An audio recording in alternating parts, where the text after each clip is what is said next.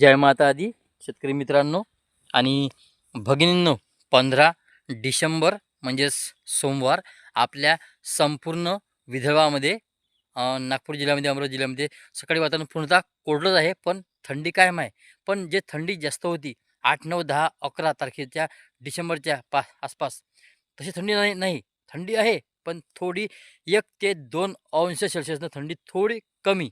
ठीक आहे शेतकरी मित्रांनो. आणि म्हणजे आता 13, 14, 15 हे 3 दिवस थंडी थोडीशी कमी सांगण्यात आली होती आपल्या विदर्भामध्ये शेतकरी मित्रांनो.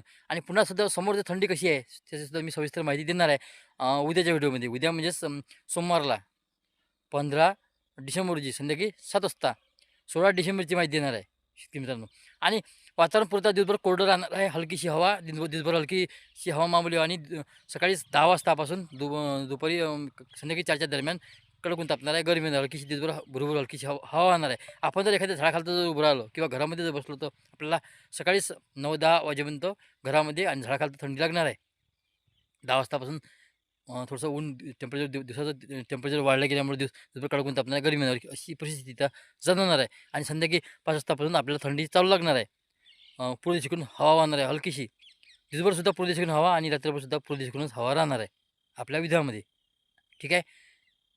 आणि जम्मू काश्मीरला बर्फवृष्टी होत असल्यामुळं, त्या भागामध्ये बर्फवृष्टी होत असल्यामुळं, हे जे पश्चिमेकडे जे असे वारे वाहत असतात, या पद्धतीचे असे वारे वाहत असल्यामुळं जी येणारी उत्तरेकडची जी हवा आहे, उत्तरेकडून हवा वाहणार आहे. पण हे येऊन थोडीशी टर्न मारणार आहे आणि म्हणजे मध्य भारताच्या आसपास, म्हणजे मध्य प्रदेशावरून येऊन हे गुजरात राज्याकडे जाणार आहे शेतकरी मित्रांनो. त्याच्यामुळं येणार जे तर थंडचा वारा आहे, थंड वारा एकदम काळकोट थंड राहणार नाही, पण तरी थंडी आहे आपल्या विदर्भामध्ये, पण थोडी कमी.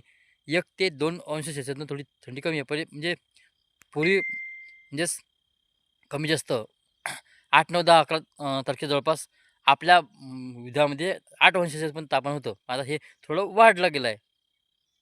पहिले जास्त घटलं होतं, आता थोडं वाढलं आहे. 1 ते 2 अंश सेल्सिअसनं, लक्षात घ्या.